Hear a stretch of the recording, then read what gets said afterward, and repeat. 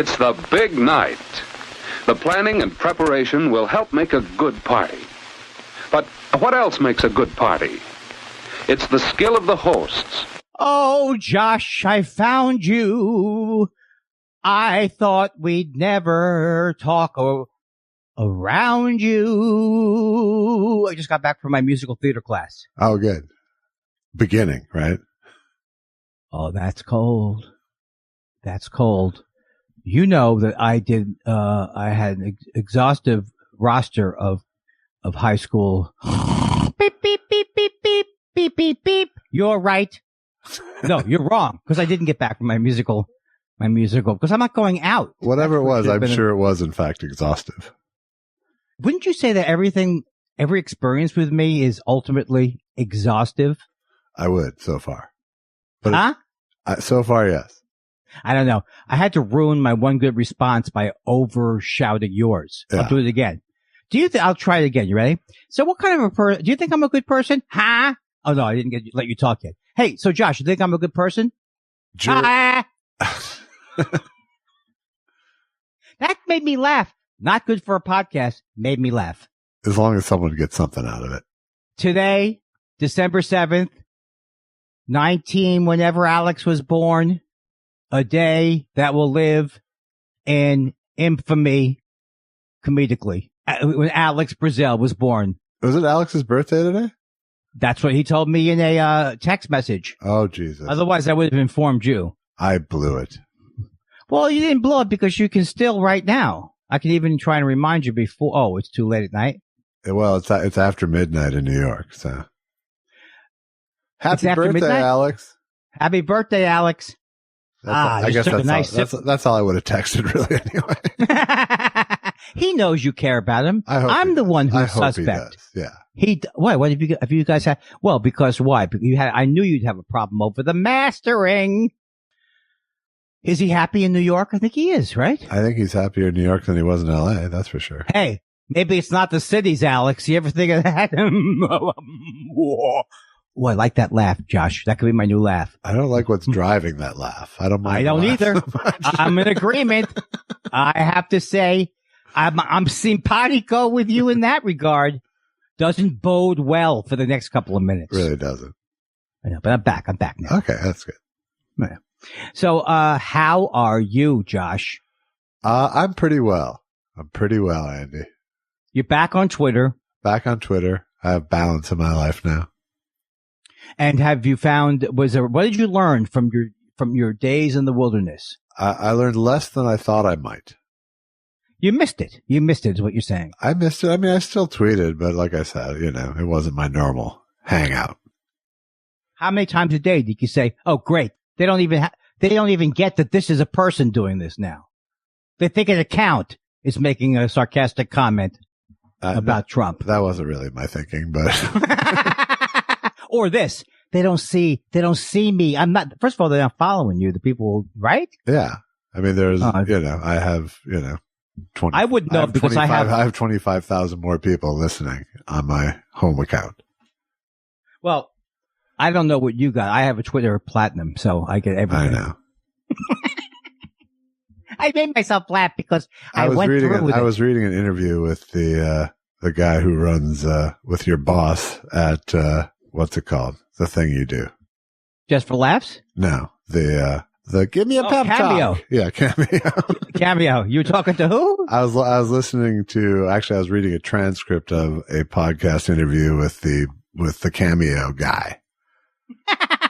Who's the Cameo guy? I don't remember his name. Oh, okay. But there's one guy who's the voice of Cameo? Well, he's the CEO of Cameo. Oh, gotcha. Okay, that's good. And he was telling about how they recruit people and the sales force and stuff. And, it's 25,000 on Instagram is one of their benchmarks. It sounds like. What does that mean? 25,000. Tell me what that means. Followers. I can't seem to figure out how to use Instagram. I know there's a way, like, do you add to your story? Add this to your story. Is that what you do? No, I spend a tiny bit of time on Instagram. So all I do is I post a picture of a thing and then someone goes, you got to use the hashtags, comedy, stand up, Jewish, angry, bitter, sketch. Yeah. I'm not, Instagram has never really compelled me that much. I'm just trying to drive traffic to my Twitter for the cameos. So did you want, okay, I did not mean to interrupt you. It sounds like, by the way, you would have gotten a 5% kickback had you gotten what's her name to sign up. Yeah, I would have. I knew you. I didn't even talk to you about that because I would have probably, my head would have exploded if I had gone to that, if I told you that part. Yeah. So I withheld that from you. Okay. So, it would have buffered my argument, so it was probably smart. Oh, I get it now. I get it. Okay, wait a second. Oh, okay. I didn't see what was happening here. You found another way to make me look horrible in the cameo argument. No. And you couldn't resist. And you know what? Well, You're right too. I read this thing and I was like, all right. What a backdoor way into. I read it today. It's a podcast. What am I interesting. supposed to do? I read an article today about Friends. I'll send it to you. Oh, I wish you would. Oh, please do send it to me. Is it illegal or something that's going on? It was a New York Times thing. No, right. The 5% doesn't comes from Cameo. It's not come out of the artists. They pay 5% for a year. I understand. Yeah. But I was gonna, the thing is, you should have seen how long it took me to write the thing to her because who will never talk to me. I'm sure will never talk to me again. She's still following me. That's good. But it took me about a week to do. I said, well, should I tell her about the 5%? But then it just makes it even creepier now. Then she'll know she's one rung under you on the pyramid. Yes, because I did tell her it was a multi-level marketing scheme. Well, she was cool. She said, did you ever sell Shackley? I said, does a bear have bad commercials about toilet paper? So yeah, please send that to me. I will. I liked any article. I used to read everything about everything, but I don't know. I'm feeling slightly embarrassed, but you know what? I'm going to power through it because you know what? You can't bring me. I know what you're trying to do. You're trying to ruin me so I'll have a bad podcast. I'm just trying to have fun. That's all I want. I think you are. I think you are. To have fun. No, you are. Oh, I don't like that voice. That sounds like the voice you get right before you get the old shing, shing, shing. Now, is the etouffee by nature spicy? Or is it going to bother me? I think you're going to be fine with the etouffee. That's what most of the ladies have. You have the guy now in Baton Rouge is now insulting me. Well, you asked so many times about the spicy gumbo. Well, spiciness is not gender specific. That's why I'm pushing you towards the etouffee. Look, Baton Rouge, man, I'm proud to be. I'll admit there's some onion in there. What? You can handle the onion, right? Susan was asking me where that comes from. Is that a specific Cajun chef? Yes, it was. I think Justin Wilson was his name. And what would he say? Give me some onion. He'd say, "Oh, it's good. It's got the cayenne pepper, the onion. Oh, it's good." I think people are going to start to tune into this to see, it'll be like Cameo, it's the third podcast all about the Cameo wars continue. Yeah.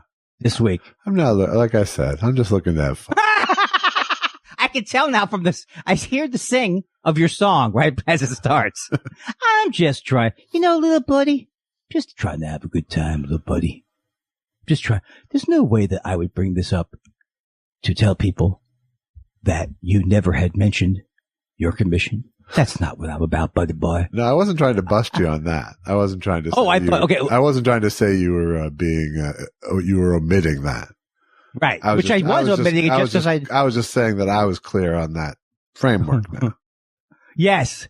Oh, you mean on the multi-level? Yes.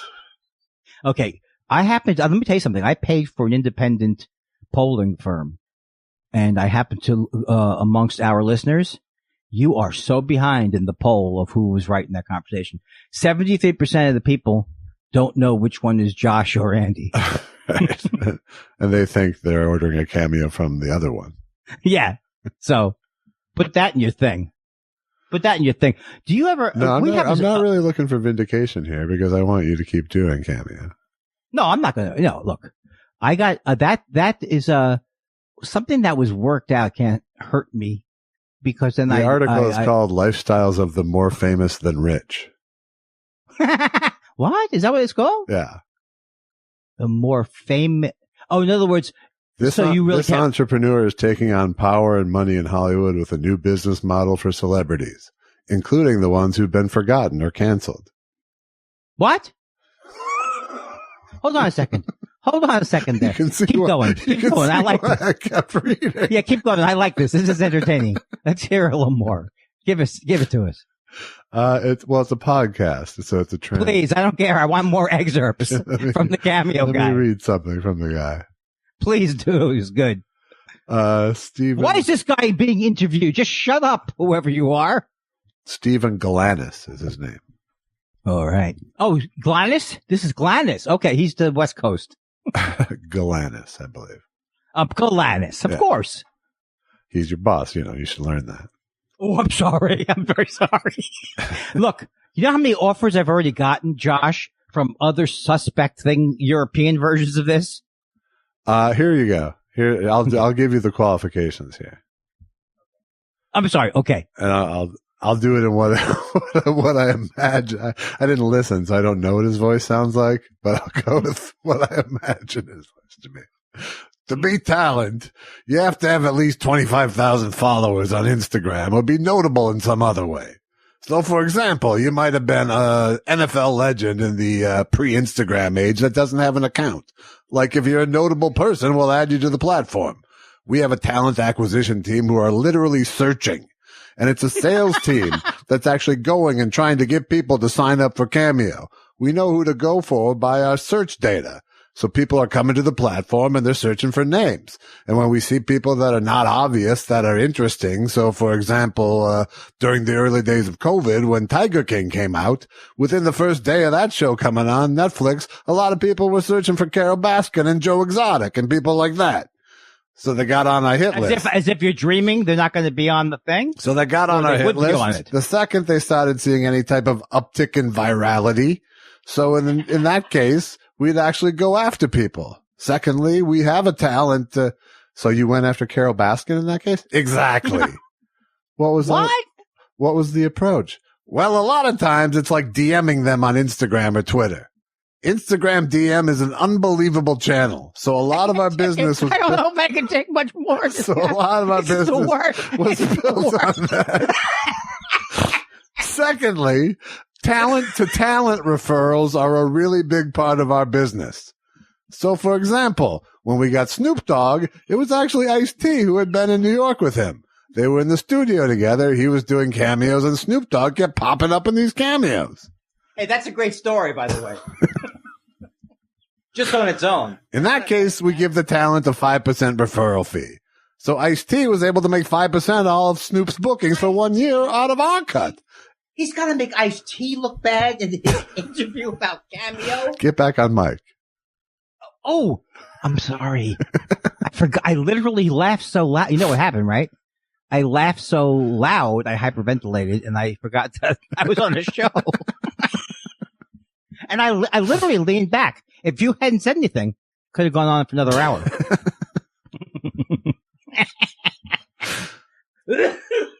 So that's why I brought it up.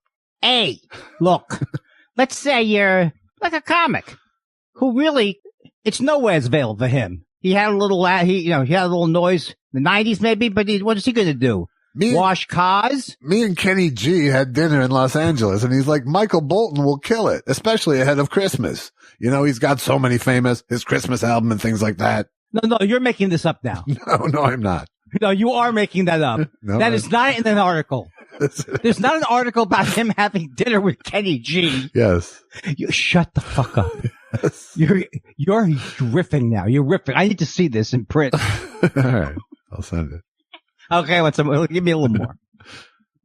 I think it actually started with, it was really started with Kenny G, and it was inspired by Kenny G in many ways. I blame this all on the person who does our friend who does the podcast at Acme. It's all his fault. Years ago, he told me to join Cameo. It's Justin's fault. Oh, that was good. If you got more. Number one, I really love the voice. Number one, we're really just excited that, we're able to provide monetization opportunities for people like this. Especially at a time where, like outside of Cameo, they might make money by going to fan conventions, for example, signing autographs, doing public appearances. This guy should never open his mouth. Especially during COVID, all that stopped. And suddenly everybody in the entertainment world went unemployed all at once. He's going to have to prove to me he doesn't sound like this. Is this an interview for New York Times. a business magazine? New York Times.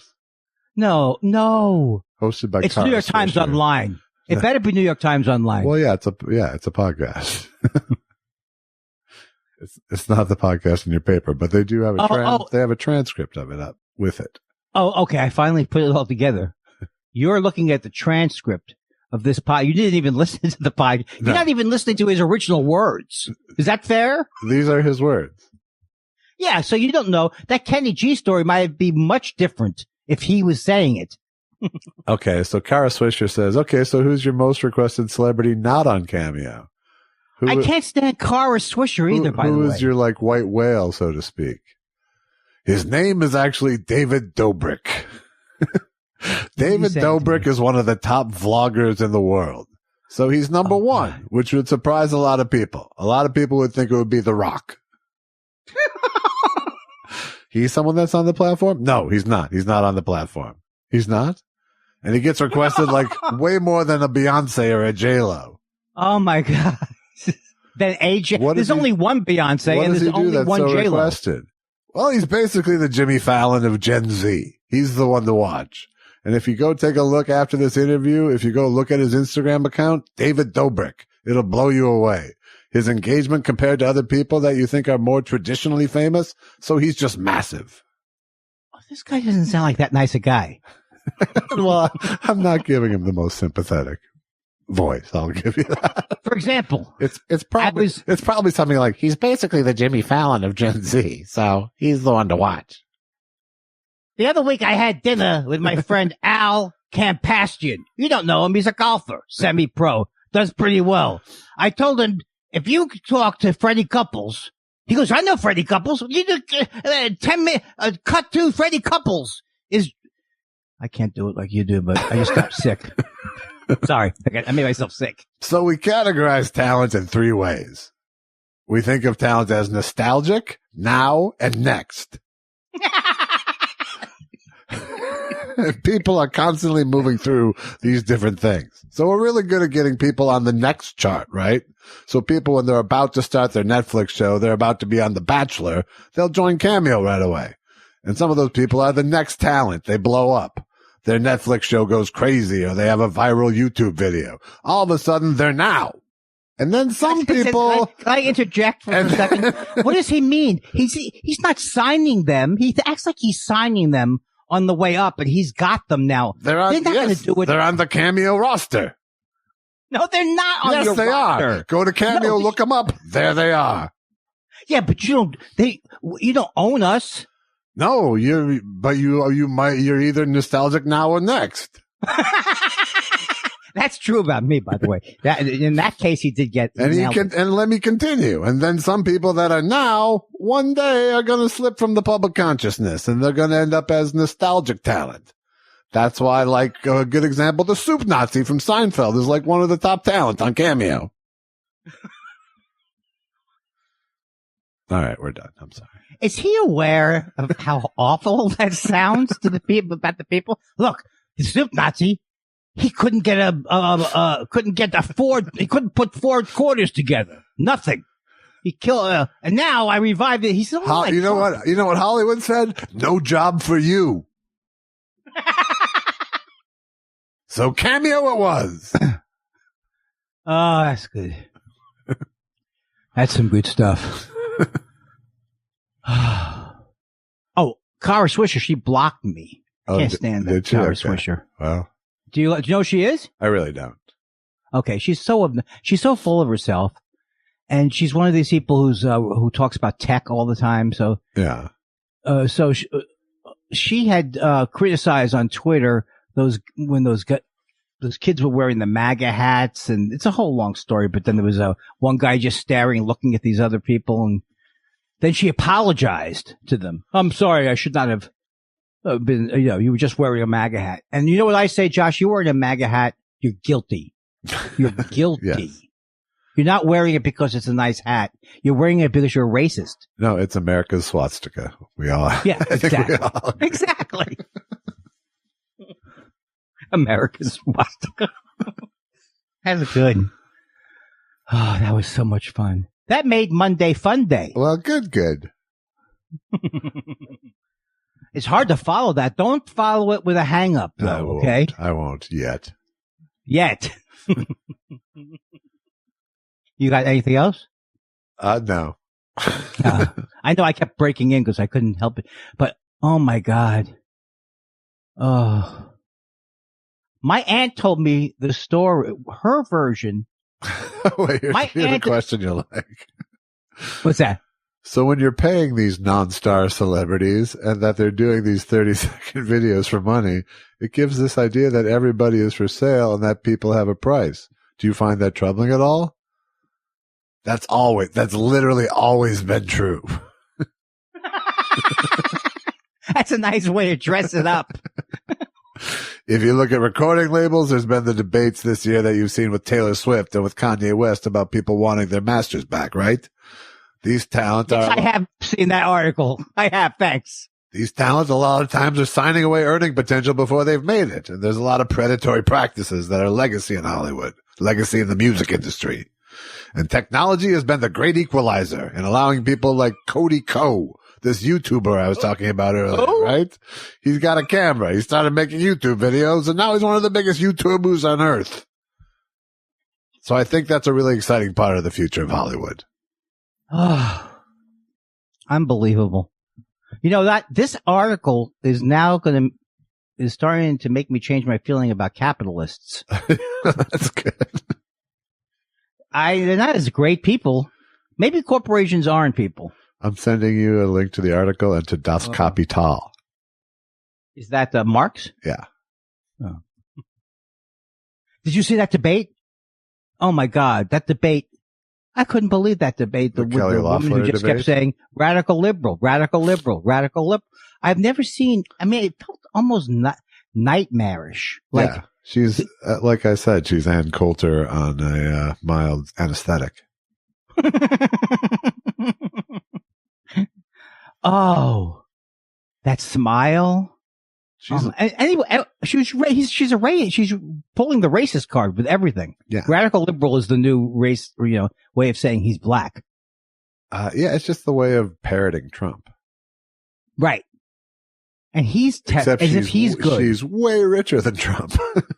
Yeah, 800. Her husband and her have Chris Hayes was on fire tonight. He was really, really good. And he was talking about how, because I kept thinking when I was listening to her about she kept saying, remember what she's going, I waited tables. I was raised on a farm. And yeah. So she's claiming that she sacrificed because she put some of her grandmother's farm up as collateral for her to go to business school. So Chris Hayes going, yeah, so kids, so just, if you're having trouble, just put some of your family's property. Right. No. Just sell off some of your family's property, right? You don't even have to sell it. You could just use it as collateral. As collateral. I waited tables.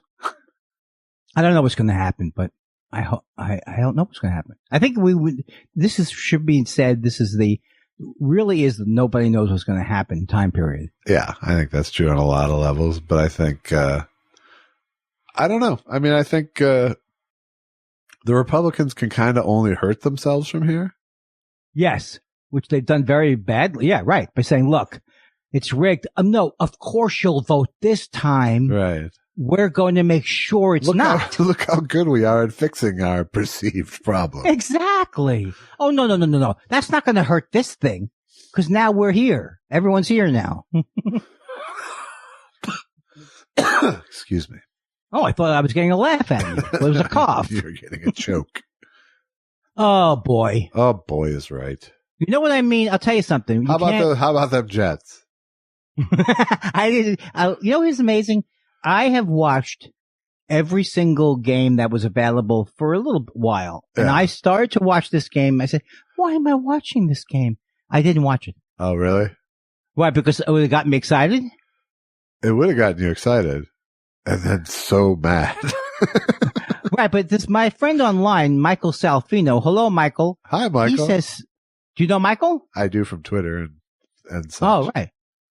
And he says, "Stop rooting for them to win. They need to lose every game." Well, for the draft. They're doing a great job of that. Well, that's right, because I've been really directing my energy towards that. You couldn't give them one. No, I didn't want.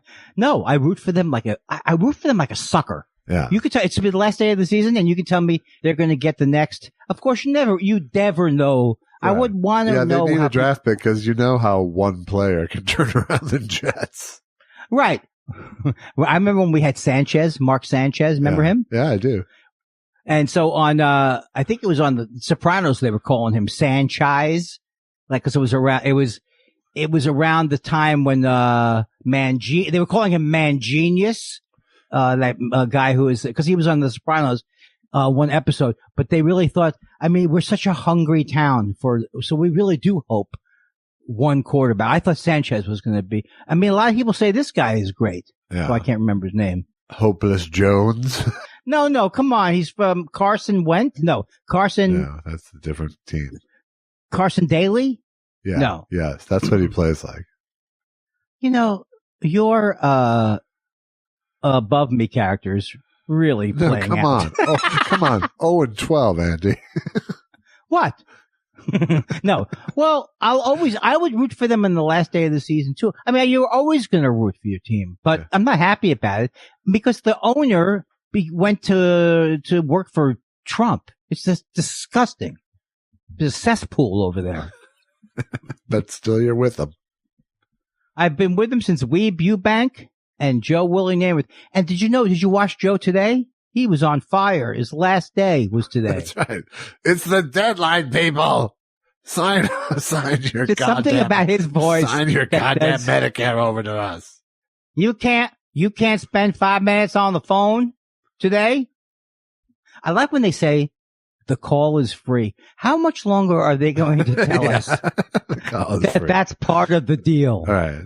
Oh, whoa. I didn't tell you. They didn't charge me for the call. Yeah. So there's. Yeah, that's like free coffee at your travel hotel. Oh, it's so funny. I always get not funny, but I get such a specific image of what the travel hotel. It's got the plastic cups or the styrofoam cups. And it's got the powdered. I don't know. How did that ever get popular? It's not milk. It doesn't taste like cream. What am I doing? Seinfeld from the 70s? What the fuck am I doing? Why? Who came up with this non-dairy creamer?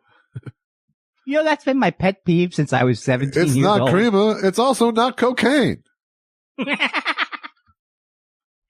Seriously, Josh, this has been bothering me since I was 17 years old. The first time I saw non-dairy creamer, I was crushed. Yeah. I did non-dairy creamer for a long time. What was your thinking? You couldn't take milk or your? Is that it was, you could keep it on hand. Mm-hmm. I still don't like coffee with milk. Oh. So. Okay. You like it black? No, I like it creamy. I like half and half. Oh, creamy. Gotcha. So it's a way of getting your coffee creamy without, a bunch of calories. I would make it, it's almost like my father But it is say, dumping a weird greasy chemical into your coffee as well. What are you saying? You don't like sodium caseinate? Is that what it is? Whatever that thing is? I don't know. I never pulled at the thread of what is this. I think it's mostly oils of some type. I think it is too, because it leaves a little bit of a slick. The thing I love as a man who does enjoy cream on the road, although I'll never be on the road again, is they do have these creamers that are at room temperature. They put, they're safe at room temperature. I don't know how they pasteurize it, but yeah, you know that's what I mean? better. That's better. That is better. Yeah. You're damn right, it's better. Oh, So what's on the agenda this week? When is the Christmas? Are we gonna? When's? Oh, it's time. Hey, Josh. I'm pretty sure it's on the 25th this year. Bing, bing, bing, bing, bang, bang, bang. She don't mind. She don't mind. She don't mind. Jokes about dates. I swear to God. What Josh, I can't believe is that you've sustained this without a crash, which is pretty good. At that moment, I was in a timeless moment of being obnoxious. It was like timeless. I didn't want anything. I didn't need anything. And I was just being obnoxious. I enjoy what I go, she don't mind bum, bum, bum, the cocaine. But do we have to do our year-end special? Are we doing our year-end special? I don't know. Do you want to do a year-end special? No. Okay. So do you really think that now we're going to start and add an extra? No, that's what I was wondering when it comes. No, we don't have to worry about that now that we do everything in stages. Exactly.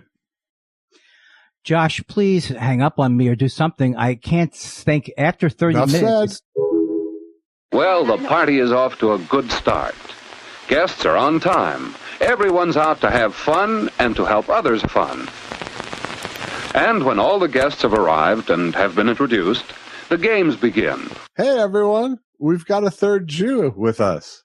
Oh. He's got good rhythm. This is the thing.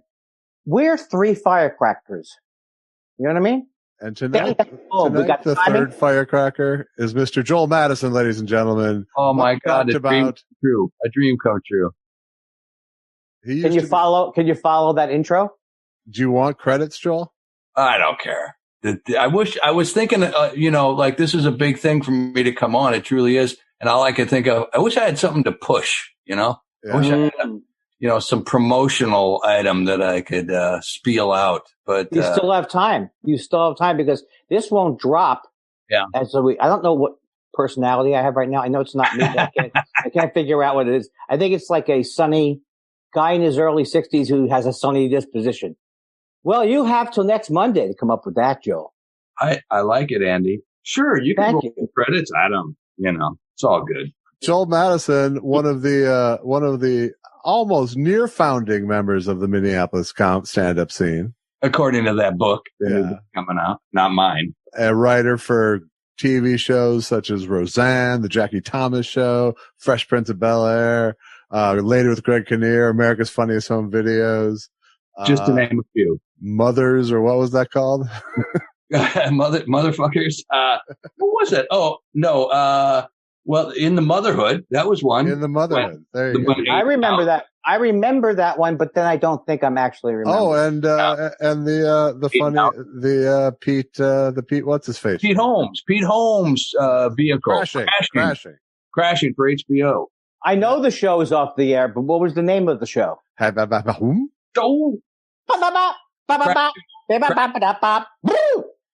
I don't like Zoom. Oh, man. You don't like me. It's not the format. I keep telling you this. You don't like me on the Shure SM58s. You never liked me in person. You don't like me with a fill and another joke. Are you giving classes now, Andy? Because you need to. Look, I do two things on Cameo. Cameo means two things to me. You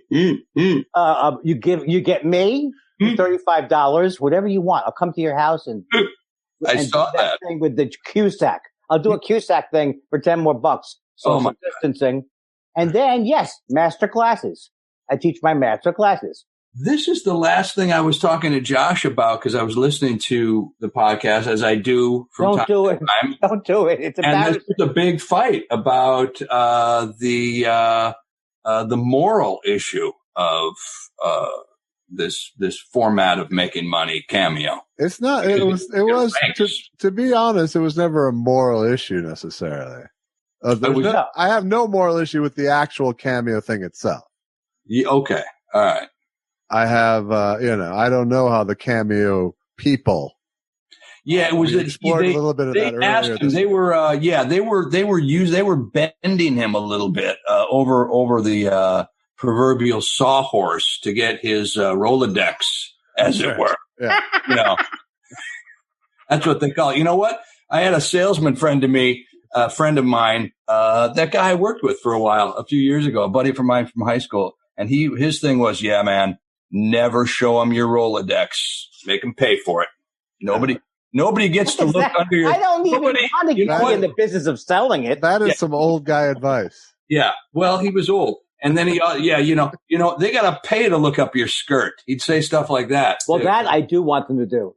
Yeah. I'm not having anybody first of all, I don't put on the skirt unless it's 45.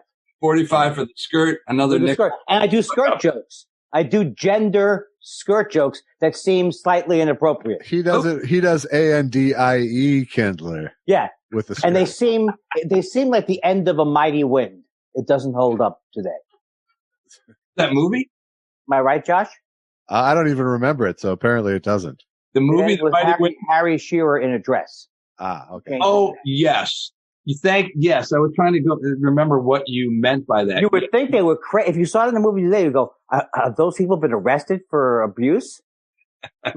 I know we aren't doing video on the show. I hate to interject here. But I do feel like people should know that in Joel's cube, there's a ventriloquist dummy directly to his right.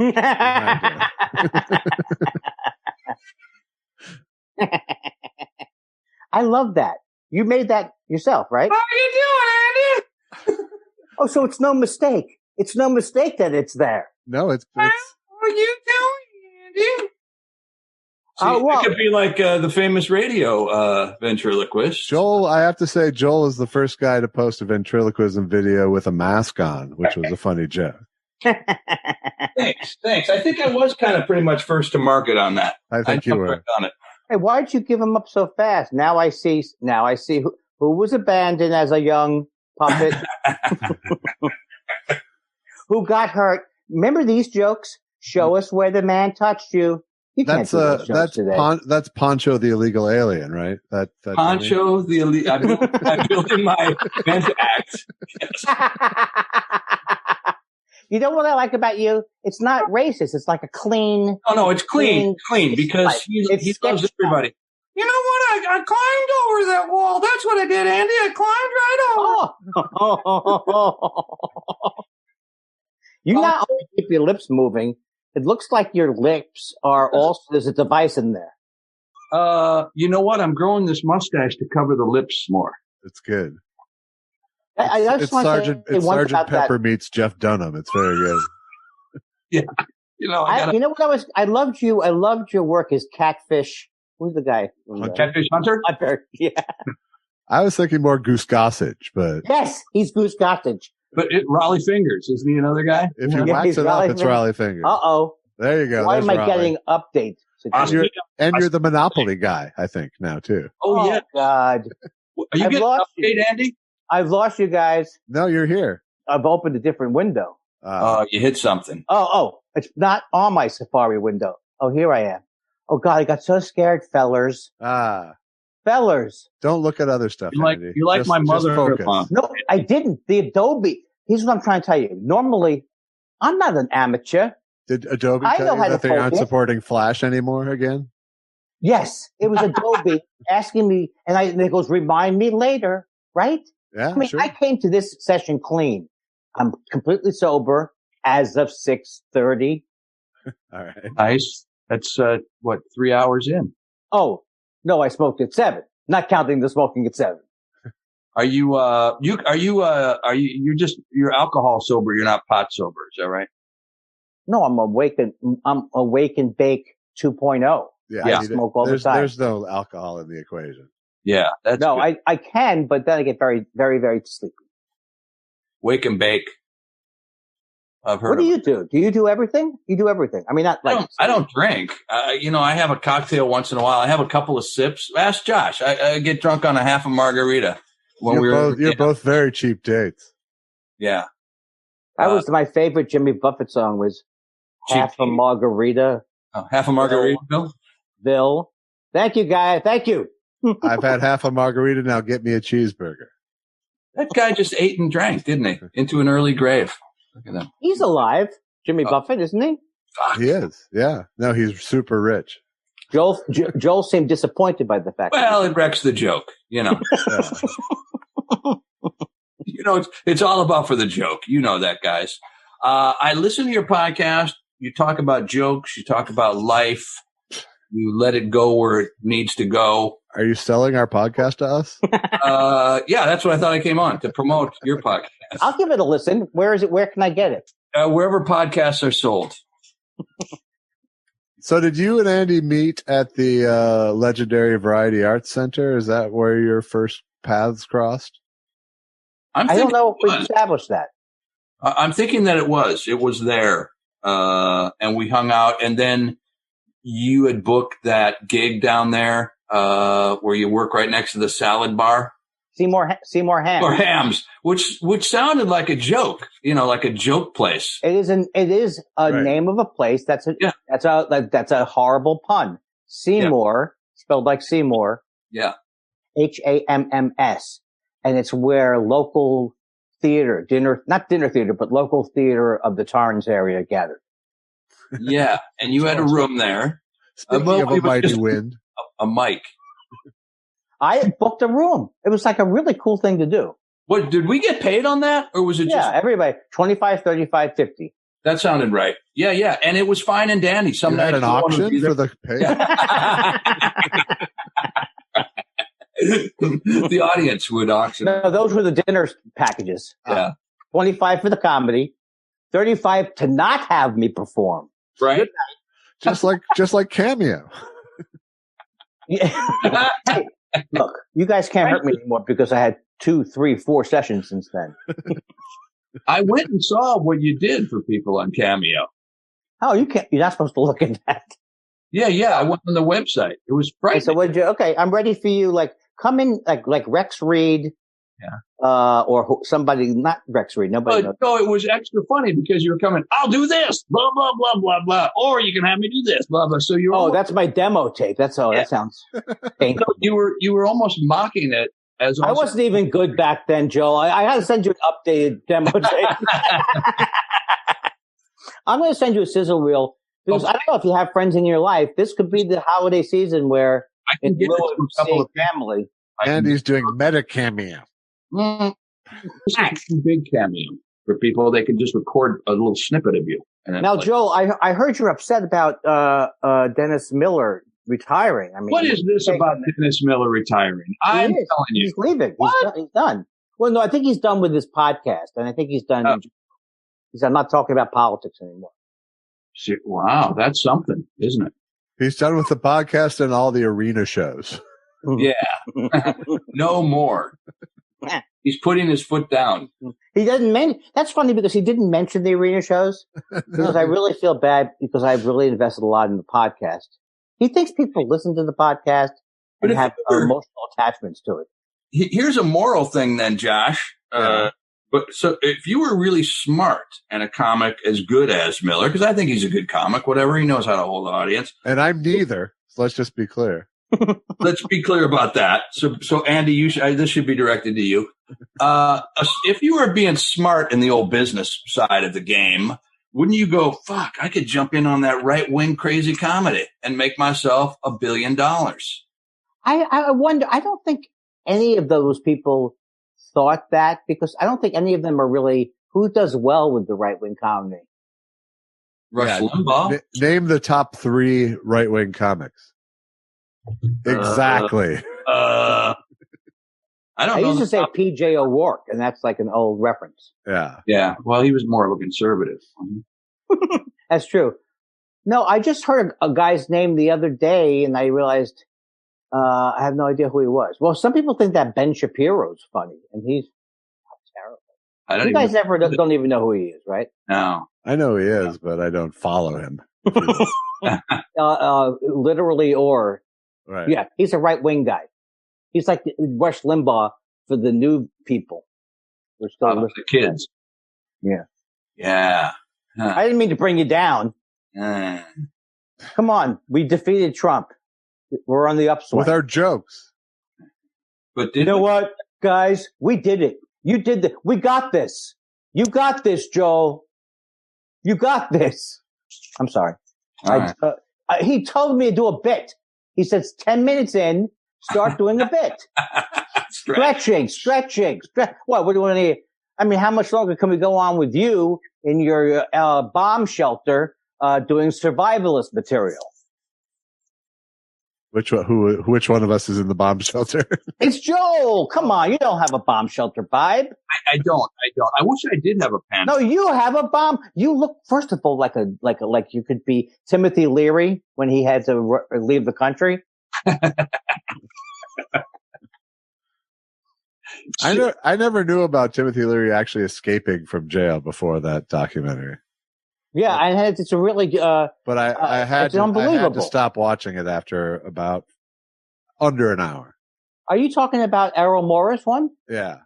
Oh, I made it all the way through. Boy, I just did not care about this woman at all. I didn't have a problem because it had a lot of good visuals, and Errol Morris had his quirky energy. It had me, and then it lost me. It never had me. And it continued to not have me. And then it lost me. Josh has made a cottage industry out of, he says, he goes, oh, what did Andy think of it? Oh, he liked it. Now the real take comes in. No, I just knew that Andy would watch it because it had psychedelic in the name. No, you're absolutely right. I tried to subscribe to it. I was so excited.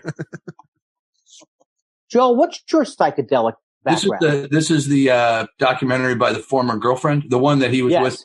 Yeah, Joanna. Are you looking it up right now, Joe? No, that didn't speak to me. I saw some blurb or some ad for it, and I think, well, it'll be fifth on the list. It's like old woman who thought her life was really, really interesting, and it's just her telling her story, and it's not so good. Okay, guys, back off on the old and the women stuff. This is already the most male. We're almost like cringe comedy already. You know, Timothy Leary did not end up well. What did he do at the end? I saw him at the Improv around in the early 90s, just like fascinated by a fucking payphone. He was just such a... Hey, can you say that more like Dennis Miller, please? Fascinated by a fucking payphone. Cha-cha. Hey, he's retiring, you know. You could... Dennis Miller is retiring. Yeah. How did you... That's a good segue back to... Call back Tuesday. No. Who's going to be the next guy who says chooch every other? He will... That's his only legacy, I think, is people think of him when they go cha-cha. It's like thinking about Charo. Yeah. What do you think about when you hear Charo? Oh, I think of some big Charos is what I think of. I think of Coochie Coochie. Yeah. Coochie Coochie. And I think of, well, I guess I don't think of it because I can't find it in my head, was Xavier Cugat. That's who I think of. Yeah. The famous band leader from Brazil. A lot of people don't know. His big hit, hey, what Cugat? Hey, what Cugat? Come and get. I think you guys, we should all work on more wordplay humor about 50s and 60s TV personalities. Hey, Dr. Joy's sisters. What's next? Dr. Joy's sisters? Hey, what if Vince Lombardi and Guy Lombardo switched? Hey, what would that look like? Hey, just swing, baby. Come on. One guy says just win. The other guy never just said swing. So that doesn't work. And Guy Lombardo didn't swing. He sucked, right? Am I right about this? Wasn't he big band kind of? He was famous mostly for New Year's Eve Old Lang Syne playing. He was better than Lawrence Welk? I don't think he was better, but he was a contemporary. All right, so they all sucked. I'm edgy. I'm sure Guy Lombardo walked around talking to his Royal Canadians like, yeah, fucking Welk. Welk. Yeah. What does that mean? Why do you act like you know what he's talking about, Joel? We don't know what he's saying. You don't know what Josh is saying? No, I get it. What is he saying? But see, I think that there's a wrong because Canadians are real nice, so they wouldn't. Right, but Guy Lombardo, not. Is from Canada. Famous. Yeah. He's from Canada, right? Well, he was Guy Lombardo on the Royal Canadian. Oh, I do. I always prided myself on knowing. Or maybe I'm making that up. Well, Joel, I don't know if you know the history of the podcast, if you've listened. No, I don't. But I always wanted Josh to be the information guy. He's the guy, the trivia guy. He's the guy who knows everything about science. He's your go-to guy for the space program. Was Dave Higgins not around? What? I didn't know. Now I know who to phone a friend on the $1 Million Show. Andy would have Dave on, but he was mean to him once 35 years ago. Really? No, I don't have any. I have no. Everybody at least once. I fear Dave Higgins that he's going to hit me, but I have no anger towards him. I do love him. No, he's fantastic. But he might hit you. I feel like people bully me. Do they really? Well, someone like Dave Higgins could be seen in the early don't quit your day job days, probably hitting you too hard in the arm or something. Oh, yeah. No, he would hit you in the arm just for no reason, especially if he knew you were weaker. That was the Higgins boys thing is they, since they traveled in brother packs, felt like they could treat everybody like little brothers. And sometimes the rap in the lower regions, they would do that to each other a lot. Yeah. They would ass at each other. They would ass at each other. Did you ever sit around and get ass hatted? I don't know what that is. Well, it's like you're sitting, and then unbeknownst to you, they come up behind you and sit on your head with their bare ass, like bonk. Oh God, I feel so blessed. I feel blessed that I dodged that bullet. I don't think I could have survived that. That sounds disgusting. Andy, you do. You survive it. You just do what you can. I already have it seared into my memory. That Satakoy apartment. The ranch, yeah. The ranch. It was, I used to go. That's where the dressing was created, by the way. Oh, yeah, on the floor, I think. The funky version. Hey, if you like your salads funky, use the ranch-style version from the Higgins Boys and Gruber, the Don't Quit Your Day Job house. I don't know what I'm saying. Another old reference. Any other? I just went like that. You did. Thank God. Is that on camera? We aren't using the video, thankfully. Thank God. I feel like you guys are handsome at least. Look at me. I'm trying.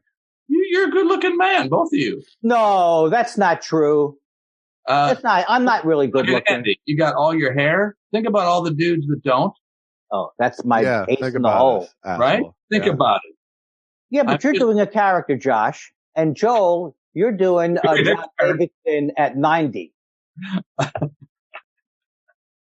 What can I tell you? I bought this. Andy. Joel's looking like he wants to be the next colonel. I got this cap just to man, you are so different with that cap on. You look like Moonlight Graham from Field of Dreams. I want to play the trumpet when I wear this hat. You totally look like Burt Lancaster in Field of Dreams in that. Also, you could do the Billy Crystal jazz guy. That's so. I'm all jazzed up. I'll see you later. I'm gonna get me a thing with the deal and split. Maybe Chuck Mangione. Oh yeah, Chuck Mangione. Oh my God, that is a great reference. I wish I lived in those days where we could use Chuck Mangione, slow down. Who do you think you are, Chuck Mangione? Well, imagine how happy I was when Sanjay Gupta first hit the scene. Oh, I'm sorry, Sanjay Gupta. Maybe you don't know about naturopathy, Sanjay.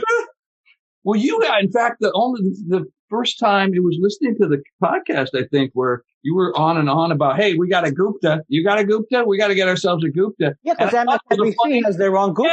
Yes, but I didn't know that. I just thought it was a really funny bit. Of course, everybody needs a Gupta. And then like 2 days later, I see, that's what Andy was talking about. It's even more hilarious because obviously it's based on reality. I started to rent a Gupta during the pandemic, and it's really paid off. You got to have your own Gupta. I do think now, and don't tell me I'm stupid. Well, I mean, don't tell me. Just think no. But Sanjay Gupta is that whole name is common, right? Oh, you can't swing a cat. No, according to it's religiously forbidden. Right. No, you can't swing a. It's like John Smith, right? Sanjay Gupta, John Smith. Yeah. Yeah, sure it is, Andy. Yeah. Well, okay. I was watching a movie from India. Did you see Lunchbox? I enjoyed this movie very much. It was called 1,000 Sanjay Guptas Can't Be Wrong. No, but one of the guys who was working on the film, he was an advisor, was Sanjay Gupta. Why would he be an advisor on it's a different Sanjay Gupta. Right. So then I thought, oh, idiot. Everyone there is either Gupta or Patel. And we'll be back with a guy who's white, doesn't think he's racist, but isn't doing good. I know of at least, I know of like a half dozen Josh Weinsteins, and it still ain't John Smith. But there are a lot Not like John Smith. No, you're right. There are a lot of Patels. Sure. Whether this isn't exactly the firing line, guys. Do you know a lot of Josh Weinsteins? I know two. No, I know three. I've met three, and I know of at least a few others. So it's like from St. Louis Park, it's like John Smith. Right, exactly. Yeah, like a little area. I don't know any other Andy Kindlers. Well, that's the thing, guys. A lot of people think that, my name is Andy Kindler. But it's a lot less Jewish than my birth name, Tony Curtis. I used to have a joke that had those elements. Yeah. That's a good joke. I can't remember how they were arranged. I remember when we worked Fresno, you had that whole half one thing, half another deal. It was very successful as a joke. You mean I'm half this ethnicity, I'm half that race? Yeah. And then you were too thing to do the other thing. So. And then Joel had people come up from the audience, and remember we used to do the thing where they were your hands? Yeah, that was very successful. And you used to do it like the thing was 10 seconds. I was brushing my teeth, and then I was scratching down there. And we're out. And I tried to get a lady up there as much as possible when I did the scratch, but they didn't want to come up. So a lot of times I used guys. Yeah. Very successful piece. I'll never forget the feeling first going up in that car with you. I think I don't know even who was driving, but that you if you could have taken. I assume Joel was driving. I was driving. Yeah, but you couldn't imagine where my excitement was coming from, and you could tell you were hoping it wouldn't get out of control. Well, as I was telling Josh, and you, I thought you had been doing it a lot longer than you had because you were a funny guy. I saw you at the Variety Arts Center, and there was nobody there, so who could tell if you were an actor or not? You were just really funny on stage. And then it turns out you hadn't really done a lot of as a stand-up, right, playing guitar or whatever, but literally you'd been at it for 6-8 months at that time, maybe. I don't think so. Maybe. Is it 89? Did we decide when it was? 89-ish. Well, I just said 89, so you like a suggestible person in a criminal trial. You said 89. Yeah, that was the first time. And I don't know if it was 89. I'm asking you when it was. I'm getting angry. I get angry. Yeah. When did you move down here? I moved out here in 86-ish. From San Diego? No, from Minneapolis. Well, if you met me in 86 or 87, I was just starting. Yeah, I think you were. Okay. Variety Arts. And then soon after that, within a year, we had done Fresno then together. Yeah. I really thought this would be a more interesting stroll down memory lane. I didn't think we'd get so caught up on the what year. On what year? Well, it's important. It's the most popular topic on Parler. Oh. It's like Cesario's bit of the old couple going, we never had a Plymouth. I'm sorry, Joel. I'm being difficult. I know. No, I'm bringing it down. No, it's Josh's fault. You moved out here, Josh. What year did you move out here? 92. Oh, yeah. That was I had given up stand-up. What were you doing in 92? Me? Yeah. I started comedy in 84 in a duo. I went on my own in 86. By 91, I was the number one comedian in America. You had won the college thing. Yes. NACA. I had named 3 other big comics now from that time. I can't remember any. Denny Johnson. What are the names? Remember? Alex Cole. Comics. Bruce Baum. That's right. Babyface Baum. Kirkenbauer. What is that? Gary Muledeer. Chuck. Those guys were already on. Chuck V. McCollum. Yes. Mark V. McCollum. Oh, Mark V. Did he have that? Was he the guy that had all the effects boxes and all that? Yeah. I worked with him at the Improv. I was the MC and I got a gig doing emceeing down there, which I did once in a while. And, I accidentally on purpose kept stepping on his shit every time I came up. And then when I closed, like, so my voice was like, you're a prankster. You're the Vince Vaughn of our group. Yeah. No, not really. He had one pedal labeled hacky and one labeled stolen. I like the one thing I like about the Zoom, but I'm not saying I'm not pushing for it every week now. But I do like the visual part, but I'm already tired of it. Who needs it? Yeah, well, we're about done. Oh, Jesus. This was a big, and I would have made a bigger deal, but I already know that you had somebody on. I was supposed to be the first guest ever in the world, but I got bumped. Are you kidding me? Yeah. That's what you're deciding it by? You're live right now. This is going out to 50,000. Oh, I'm sorry. I don't know why I said that. It seemed funny in my head. I'm so pleased with that, how this has gone. And it's a tribute to what professionals Josh and I are. Oh, no, it's a professional run outfit. We're making this your home. I feel at home. I do. Do you have anything to plug? I wish I did. Well, come on, by next Monday you could have something, couldn't you? I know. A new video with your friend. You know, I always tell Josh, because you never pick up your phone or answer your text, because I know a lot of people pester you. Probably is it that a lot of people pester you? You have a big long list of like Sarah Silverman and people like that to get back to. That I'm just. Oh yeah, that's it. That's it. Yes, it's because I have Kevin Hart. I said, Kevin, slow down. Yeah. I'm missing Joel. You guys been texting back and forth. Hey, what's going on, Kevin? Whatever your code is, I don't know. And then I ran out of steam and I don't know what I was going to say. No, you were saying about how infrequently I text. So I can't talk to you about things that I talk to Josh more regularly about. And I go, it's Josh. I listen to podcasts, not every time. But it's frustrating because, like, when we go to a deli, I can get in a word like I'm getting in now once in a while. And then I also can listen to you guys. But it's like when I listen to the podcast, I go, and I can't get there. I go, oh, no, it's a podcast. I'm not really here. I'm just listening to them having fun.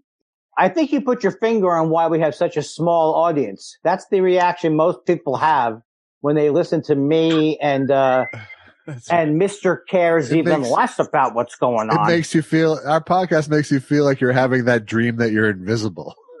Yeah. You can't move. That was a good movie, the latest version of The Invisible Man. I didn't care for it. I didn't see it. I didn't see it. I saw You know what? You truly are I know, Andy, you're a genius in your own right in performing, and I always said that in painting. I have great pipes. You have the chops of a Buddy Greco, if I will. Triply threatening. And you are triply threatened. This is true. Triply unsuccessful. You are working with a genius of jokes, seriously. Josh, you know that, right, Andy? Oh yeah, I mean, I know which side of the bread my things. He picks up for it in volume. You know what's not great. He does do volume, but they're all like his percentage is so high.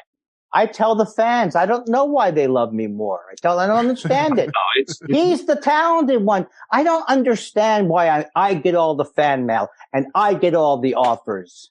It's like you say, Joel, but people never saw it that way. Yeah. That was the sad part. Yeah. That's the real Jerry Lewis thing, right? You got to throw it in there. Yeah. Nice of you to say, by the way, Joel. Thank you. Oh, you're welcome. You're welcome. If you go back, speaking of Jerry Lewis and Dean Martin, if you go back and look at the Abbott and Costello movies, they don't hold up as well. As for the fans, the young fans out there that are exploring comedy history. Right. That's all. Yeah. How much time do we have? Because I will add one more thing to the thing you said about Josh. The thing that the podcast has brought out that people may not have known before is a cast of not wacky characters, but very funny characters. Not that he brought them on a shelf with him, but whether it's the Vin Scully story. Is his last name Scully? Apparently. and the cotton candy grapes woman. I mean, there's so many. There's a lot. It's a cavalcade. Yeah. It's like working with a whole bunch of different people. You say. It's like it's like having lunch with all of us and still not getting a word in. But yeah. Could you do Dracula's Castle?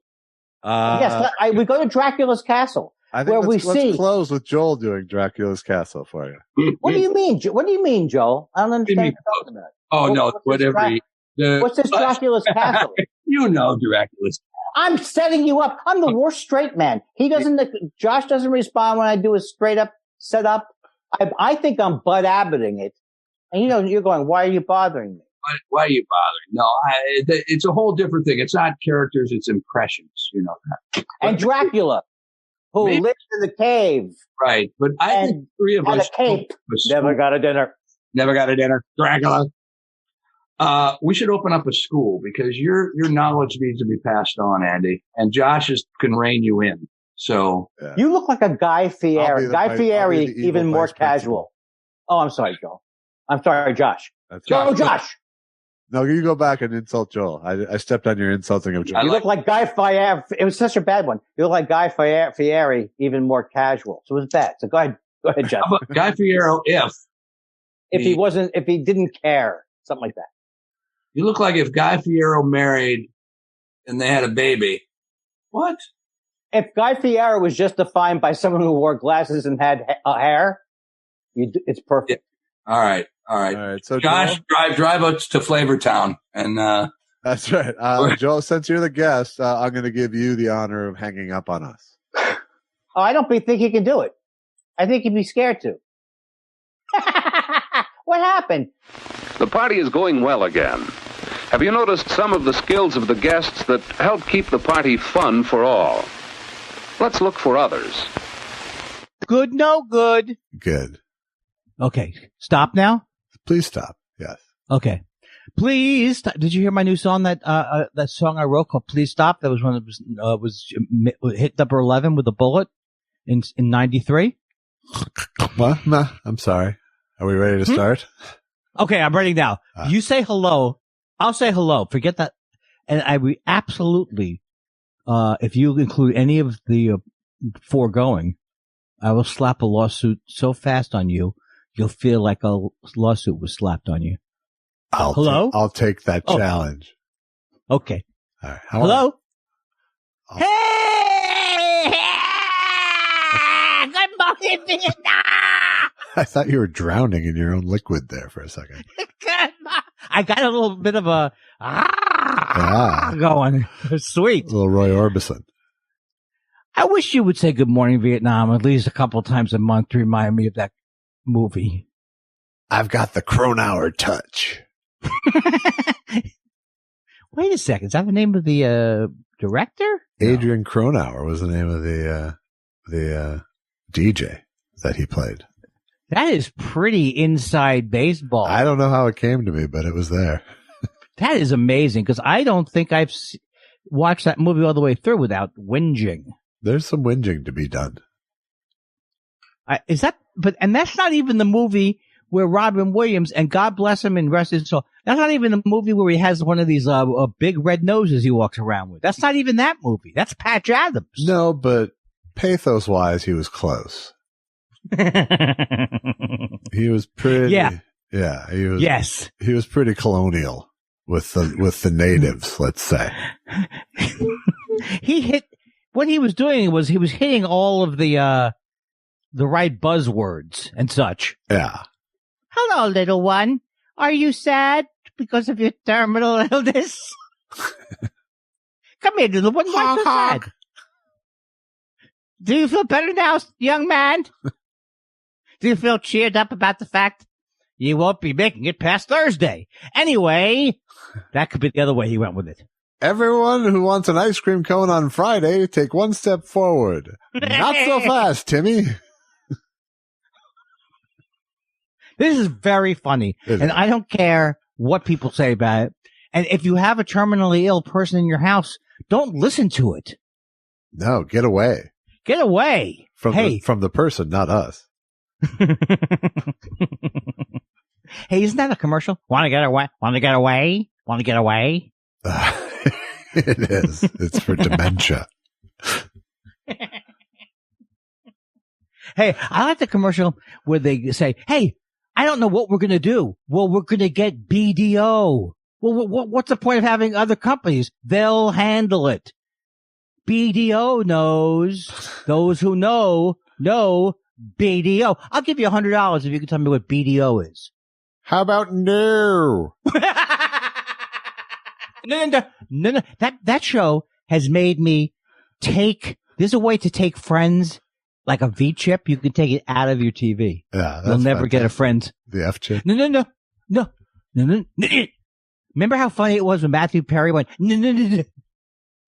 I'm beginning to think that show doesn't hold up, and I didn't even watch it that much the first time through. Yeah, you probably shouldn't go back. I liked Matthew LeBlanc's version of the dumb guy. I thought that was pretty good. Yeah, well, then cling on to that. Was that a Star Trek joke? Okay, I'm going to blow your present that's coming up. Cause it's not that big a present, but I'm going to be ordering from Rob Beans. Is there anything that you, prefer, or should I get a variety and you'll pick it when it gets here? Dealer's choice. Okay. What's the matter with me? Okay, Josh, you'll certainly get, now I spoiled the surprise, but what I didn't spoil was people thinking I am so generous. You really are. You really, really are. Well, I'm going to be returning when I come over there. I'm going to be returning because usually you hate it when people bring back the disposable containers. Yeah, but you're doing it anyway. Yeah, because you had to have lost every container you had in your house that day. No, because I bought a bunch for that specific purpose. So you're saying, I hope you're not saying keep it because I like a couple of those. I'm saying that was part of the gift. Oh my God, because those are beautiful. I need there's some round food I haven't been able to store. There you go. Frisbee pie. It's the world's dumbest guy. Yeah. I can't, I got a Sicilian pizza. You can't. What do I hold that in? You can't fit square food in a round bowl. What do I do? Don't order the Sicilian? If it was just me who I had to please, I'd be thrilled with no problems in life whatsoever. Absolutely. I'm thrilled. Yeah. Seriously, you know how how I get on your nerves? It never happens for me. About me, I'm talking about. That's just absolutely untrue. Oh, yeah, that's true because I'm not talking about me hating myself. That's a separate. I can hate and amuse myself simultaneously. Yes, that's my walking and chewing gum. Yeah. Oh, sure. I hate myself, but I'm also in a very good mood. Yeah. I am in a good mood myself, actually. I'm in a good mood today. I am too. Why am I yelling at you? I don't know. We're both in good moods. We should fucking chill out. No, I think it's going to be bad because I'm claiming I have to one up you. Well, I mentioned my good mood before you talked about it. Was yours prompted by anything or was it just a happenstance? Don't make that sound. The last couple of days have gone, well in terms of, starting to clear away some kind of, these are all boring topics, but like, what to do about whether I have pre-diabetes. I started to take action on certain things so that I would know the answer to them one day. Okay, good. Because it seems to be this hard to know. Well, okay. Before I go off into that, which wasn't the question, what prompted your good mood? Same sort of thing. The getting shit done sort of thing. It's a nice balm. Yeah, it is. I decided a couple weeks back I can't do another year like this regardless of what the world is doing. So how would you describe the year? Just, sort of instead bobbing in one spot. That's true. So I need to do some forward movement. So it's been good. I got an agent today. You did? I did. Why do I sound like someone's horrible uncle? Who? I don't want to say who, but I got. Oh, okay, but I mean, but I got a lit agent at a legitimate agency. Oh, get out of here! I don't believe that. So it's not Paradigm then. Exactly. What if it was? What if it was? I just don't think it would have empowered them because they don't have anybody there who really works. Yeah. That's one of those, you make us convinced that we should represent you. Home of the showbiz cul-de-sac. I would love a studio to be built on a cul-de-sac like that. Yeah. Do they provide parking? Yes. But then you just exit the cul-de-sac. You're out. Can't do anything after that. Oh, that wasn't as funny as I planned it because you had already been funny. Can't I let the, as was said about one of my relatives who I won't mention on this call, but I'll tell you. Yeah. Someone said, she sucks the air out of the room. That's what I do. That's one of my specialties. You don't really suck it out. You just take a big share of it. Yeah, but I gotta tell you, that is a great metaphor. Yeah. Or whatever you call it, because the person's dominating so much that people can't even breathe in the room. Right. Sucks all the air out of the room. Why am I laughing? By the way, I just want to say to you, and I know you've said this before, that what's that show? Is it called American History Scandal or something? I just listened to the year about Waco. Yeah. I know I'm saying it wrong. You know what I'm talking about though. What are you saying wrong? Waco or? I'm saying the name of the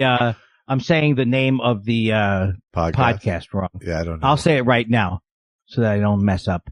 It's called American Scandal. Oh, okay. And you said you enjoyed that. I don't think I did.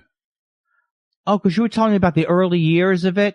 No, I was talking about. I think I was talking about Slow Burn. Why, Josh? I have a thing in my ear now. Okay, it's gone. What the fuck happened there? Shut up. I don't want to hear me. I'm hearing you. Okay. How many weeks ago was it when this reminded me of my blow up a couple of weeks ago. The check is gone. It is gone. The fucking check is gone. Yeah. I can't find where the check is. I cannot go back to the company who will say to me, you stupid idiot.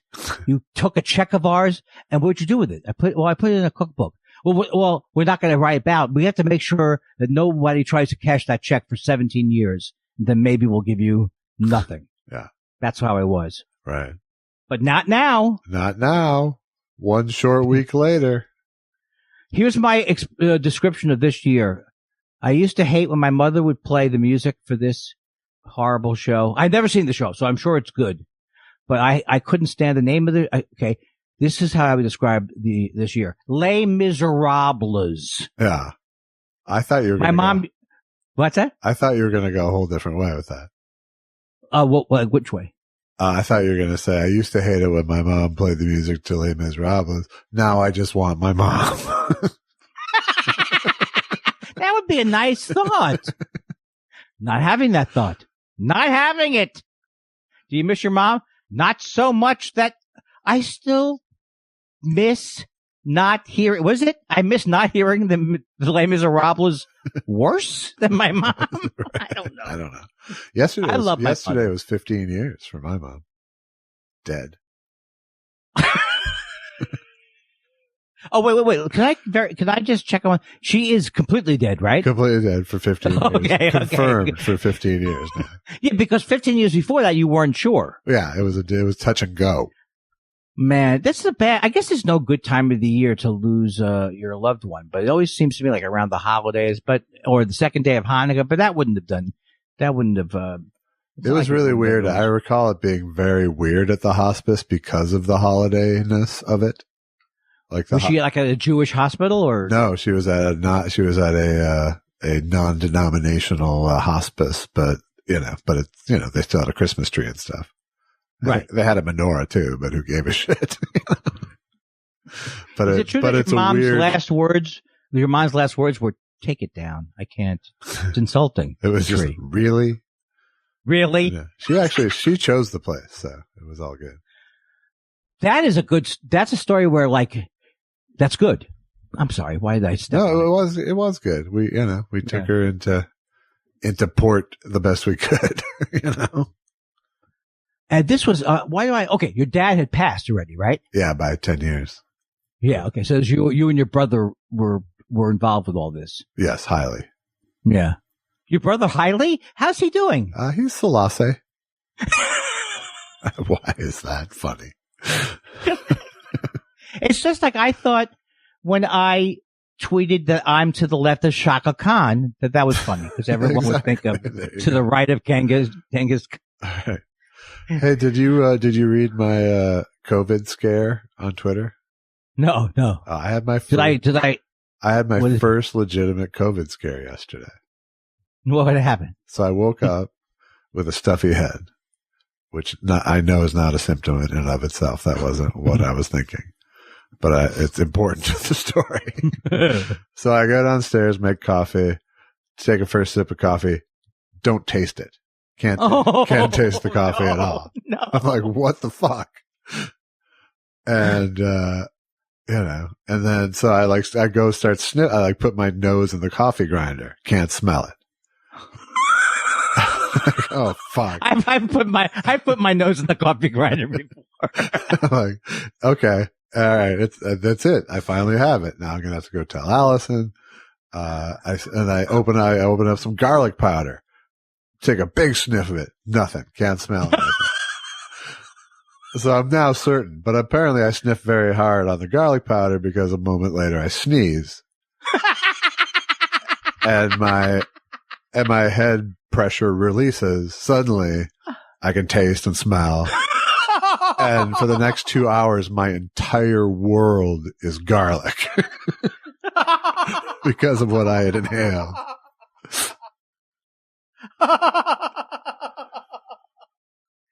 Are you sure that didn't happen to me? Because that sounds like something I would do, word for word. Yeah. Sniff into a thing. Sure. Well, how are you going to tell? You go, okay, what do you smell? You smell coffee? Sure. Nope. The instant conclusion. I love the instant conclusion that it's curtains. Yeah. You know? No, I didn't think I was dead, but I thought I was like, okay, I'm going to had it. I'm going to go lock myself in the guest room now, Oh my God. I'm so happy. You know what's funny? I mean, it's not funny, but I've been having a slight cold. Yeah. So I wonder how, I think I got a slight cold and I don't quite know how you get germs if you really are isolated. I guess they exist in the world, right? The weed store.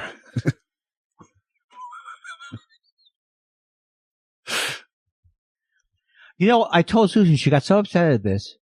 I told her, look, the guy in the weed store, he said, I just want to do one of those things where I blow my marijuana smoke into your mouth. Yeah. So I did that, got very high. Right. I come home. She's like, COVID this, COVID that. Have you gone to weed stores or are you getting delivered? Everything's been delivered. What I do is I do pickup. Okay. I do the pickup at the back. Right. I did up to about a month ago. I like that because it feels like a crime. I'm so fucking spoiled. Okay, I'm going to tell you this right now. I can go from my house to the most, like, say, popular place that's near us or the big, without ever even, except for going across the one traffic light, I can do private streets all the way to the spot. What do you mean private streets? It's a New York. It's a New York thing. It's like alleys. I go down call them Dickens. Alleys. No, Dickens. I just go down Dickens. Oh, okay. Yeah, that's a public. All the way. That's a public street. Right. But that's a private street because it's not a freeway and there's not that many lights on it. So I feel like I'm almost walking, and I get in there. And I could go in the back. You go in the back. My head almost exploded last week because it was like a 5 or 10 minute wait. Oh my God. The fuck? What the fuck? What the fuck? That's how bad I am in a certain way. But still, I know I'm lucky. I'm not one of these people who complains about the prices of the pot. No. Those people drive me crazy. Yeah, that's no good. The price seems to be steady, but it's not steady low. No, but the popular place you're speaking of is particularly high. That's why I go. Oh, you know what? I could talk seriously. If we wanted to change the podcast to I Just Talk and me and you just talk about, I just talk about weed. Yeah. I guess I would get tired of it, but I can't imagine it. Nor would it be that different, really. Well, I don't bring up a lot. There's so many things that happen to me daily about weed that I don't want to burden you with. Right. All right. Well, let's go. Did you have fun with Joel? Let's do it. Did you have fun with Joel the other night? That was great. Okay, good. I thought it was really great. And he seemed to have fun with it. I think he did. And what'd you think? It was nice to have another Jew on the line. And also, I just think it's a tribute, if you want to say tribute, to that, how much better we are. I don't want to say better at doing a podcast, just comfortable. Yeah. Well. And so for those of you starting one, definitely start one. There's plenty of room. How pathetic would it be if we still had the jitters? I can't. I need 10 more minutes, Josh. I'm sweating like a bat over here. All right, we'll push it back. Mr. Kindler needs 10 minutes. 10 minutes. I'm so nervous. I can't breathe. I vomited on Susan. Par for the course. All right. Chaotic Neutral says, I tried finding words that actually rhyme with Texas. And then here's the pitch. Billy Mack was a detective down in Texas. You know, he's got pain in his solar plexus. In his day, the cops still all used telexes. But now the squad cars are both Buicks and Alexas. Pretty good. It's pretty good. Well, here's what I'll say, Chaotic Neutral. I think he did an amazing job of getting better rhymes. But now it just brings the attention how minuscule and unimportant the song is. It's kind of, oh, beat a dead horse and run. Ooh, ooh, oh, beat a dead horse and run. Oh, take the dead horse and run. Take the money from the proceeds of the dead horse and run. Dana Schwartz, our friend Dana Schwartz, says, this year I've seen many comics doing their acts online with no audience feedback. Many wonder out loud about how their jokes are going over. I'm coming to the conclusion that COVID is turning them all into a variant of Andy. I think that's a very solid point. And Dana, not to go off of your question, but Josh, I was wondering, I see a lot of people just put up their, like, especially on Instagram, a lot of people just put up their act. And I mean, I'm not against it because some people, 2 million people are watching it, but I don't have a particular, that doesn't draw me in to watch someone's act on, maybe because I'm a stand-up. Yeah. They're putting just like videos of their bits. Yes. On Instagram. Yeah. Not every set. So I get it and it works, but it just always seems weird to me. I'm just judgmental, Josh. You know how I am. I'm working on it in therapy. And I'm getting better at being judgmental. If I wasn't such a stupid fucking idiot. It's, it's hard for me to imagine how hard it must be for people who are just comics. That's true. Right now. You know, there's too much of it. Well, and I just mean, and yet there's not enough of it. They can't go perform anywhere. Right. Like neither of us have the itch. Let's be honest. But oh no, I don't. I sometimes do. Yeah, once in a while. I don't feel it every day at all. No, I don't either. I have an itch for an audience, and it could be but it could be a music audience too. Frankly, at this point, I just need some attention. God damn it. And I also think that we're not representative of how most people. Let's say if you were starting stand up, that's really what I mean. That's really what I mean. If you were a young kid and it was like your whole fucking life, it would be miserable. Yeah. Although I've enjoyed some of those Zoom things, but there's only so much you can enjoy. There's only a certain way to enjoy it in a way. You know what I mean? It's never going to be, it's going to be whatever it is. Yeah. I think if you treat it like it's not a comedy club on a computer, then it can be fun. Well, much like the thing that we will be doing December 15th. That's Josh. Right. Thank you for bringing that up. I knew I Yes, can you talk a little bit about it? We can. Andy and I, this Tuesday, hopefully you're hearing it early in the week, we'll be joining my old friends and partners, Trace Beaulieu and Frank Conniff, a.k.a. The Mads, on their webcast. They'll be doing they'll be riffing Santa Claus versus the Devil, I believe. And then we will be joining them afterwards for a Q&A. So much fun. So I answered an email. Go to the madsareback.com, I believe is their website for details, or hit up Frank Conniff's Twitter feed. Yeah. And I actually looked at my email in a timely fashion and responded. maybe a 4-hour turnaround. That's pretty good. Yeah. Unbelievable. I never did see, I saw now that you sent 2 Zoom links for me, but I had so many emails that said Asaf and, I guess you want to lose now, Andy. Oh, you ever get those? Too late. Oh, so you don't like having the majority of the Senate. Okay. Great. Yeah. Oh, I misjudged you. You're an idiot. Why don't we just take your health care now? And that actually, those appeals sometimes work. Yeah. This is going to be good. The Dana double shot brings us to, hey, Andy, I hear you might be in the market for some of that sweet, sweet COVID vaccine. I'm over 60. I'm over 65 and might be able to hook you up. You know, this goes totally against my principles, but please give him in my email. Who wrote that email? That was Dana Schwartz. Dana, you're right.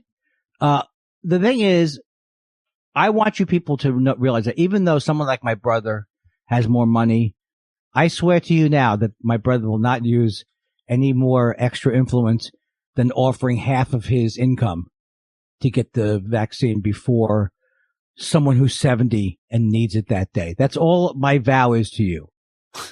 Are you going to take that out? Because it was kind of weak, but it wasn't. Maybe just leave it in because it sounds sad. I don't know. You know what happened was I started drifting, and I imagine that same thing will happen when I'm editing.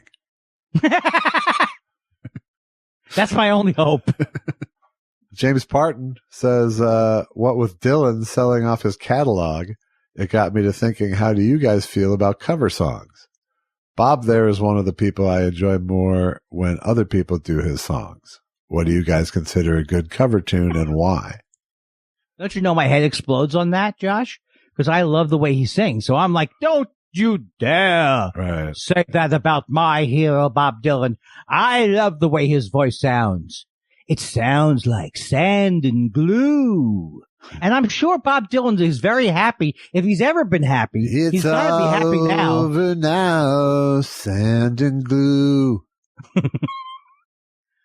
Bob, I bet you're thrilled now, at least. You're not normally happy, but look at all the money you just made selling your whole catalog. Yeah, I deserve twice that. Oh, God, come on, dude. You sound like you used to be someone who people were hoping wasn't about the money. Well, who is it about the money? It's all about the money. It's all about the Benjamins. What about the times they are changing? Yeah, that was fucking half a century ago. Fuck, man. Can't something be sacred and then valuable? Good point. I didn't mean to get you upset. Jesus Christ. What are you, stupid? You may have gotten you know what? You should have held out until after you passed away, and then you would have gotten much more for your catalog. Well, that's a bunch of shit. Then I couldn't go swimming in my money. Natri Pahara says, a very happy Hanukkah to my favorite version of The Boys since Laurel and Hardy. Whoa! Thank you. That's a lot of, I can't believe that he thinks I'm Stan Laurel and you're some version of a straight man who might occasionally, evoke Oliver Hardy. That was good. I stuck with my hideous personality there for a second. Turn it off now. Okay. Dan Wade says, hey guys, I was going through some old newspapers and found opening weekend for Star Wars up against For the Love of Benji and Sam Peckinpah's Cross of Iron starring James Mason. I bet they used Mason to convince theater owners which movie to show. What's not made up? Is this true? All of the above are true, yes. I was in Cross of Iron, and in fact the studio sent me door to door to try to convince them to pick me over Star Wars.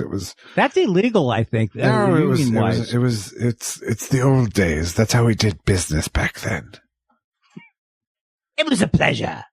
It's a combination of grease paint and shoe leather.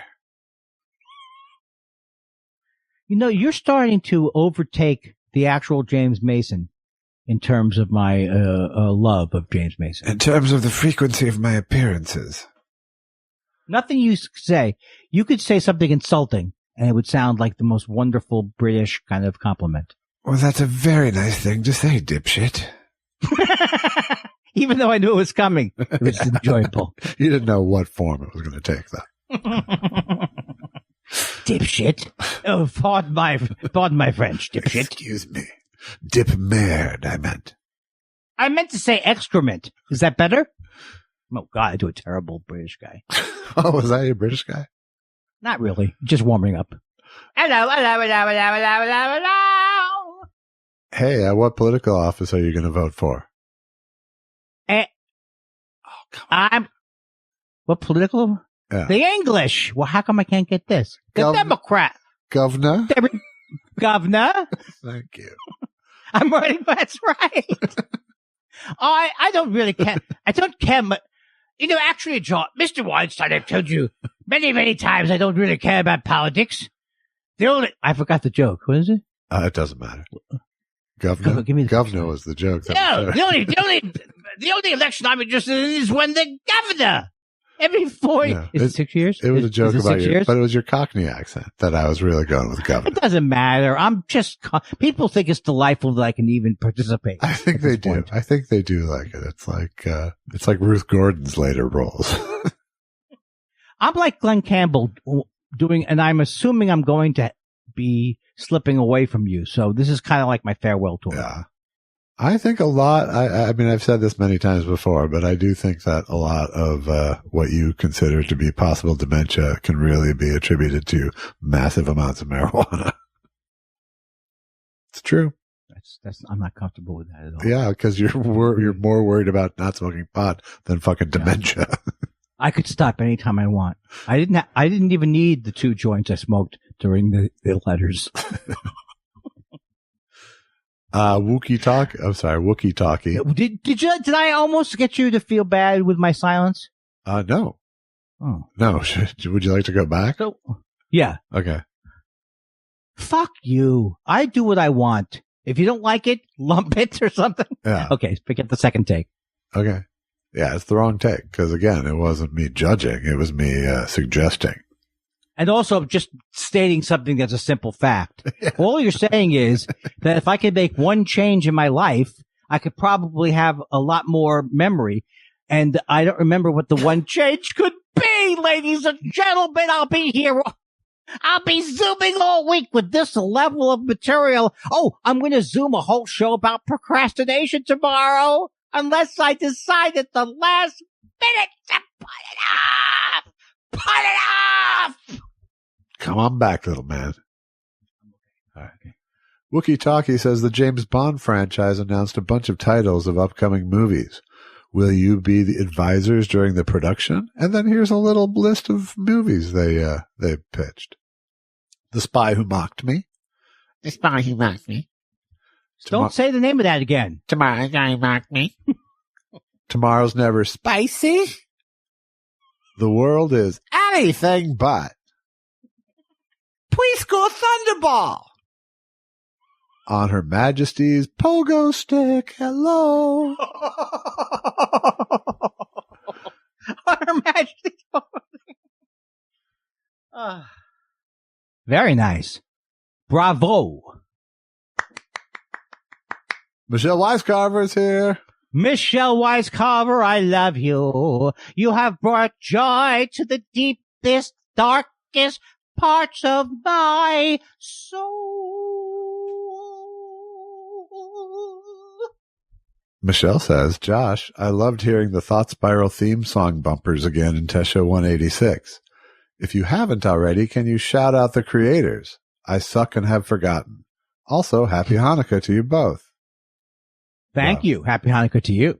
That was the right thing to do but unfortunately I put the music in after we record, so I didn't have, there wasn't a spot. But, the, Thought Spiral, gonna go viral. That one is, Ryan Spratt or Spraticus. And the rap was, our friend Emilio Fox did the Thought Spiral rap. Fox and Spraticus, sir. Yes. Fans of the show. Friends of the show. Well done, Michelle Weiscarver, because Andy's saying I didn't put your theme music in. which I'll credit next time I do. I forgot the one other bit I was supposed to know. There's the Commissar's in town. Is that the song? The what? The one thing where for Peruche. Peruche The Peruche is back in town? No, Peruche is on fire, in fact. The Peruche. I got it. Okay. Yeah. Just in case. Just in case. It's good to have. Good to have. Esai76 says, as the official Mexican of Thought Spiral, I always feel cringe. I always feel cringe when a goy says Jew and not Jewish. Am I wrong? What about when a Mexican nonchalantly says goy? Is that wrong? P.S. I'm all caught up on the show and now having the Thought Spiral DTs. Jews, Jews one of those ones where it's all about tone, really. Yes. I think it's always a danger if you're not a Jew to call someone who's Jewish a Jew. Right. Andy, Josh, I meant to ask you, are you a Jew? Doesn't sound good. It's not as polite as, are you Jewish? Right. But if I heard a Mexican person say goy, that would be nothing but charming to me. Well, there, you've heard it. In fact, a popular Mexican name is Goyo, which is based on the plural. And the boycotted Mexican beans is Goya. So. Are they boycotted? Did they not? There was a thing there for a while. I remember that. Believe me, I was not happy because I'm previous to that big Goya consumer. Are you? No, I just was that for the joke, Josh. Come on, play along, fuckface. Hey, Admiral, just play along when I'm doing a bit. You don't need your fucking. That was the sequel to play. The sequel to Play Misty for me was Play Along, Fuckface. I love that movie. Those were the days where you could like a man like Clint Eastwood. Yeah, he had a good stretch there. Yeah, it's over. Then until he opened his mouth. Spring.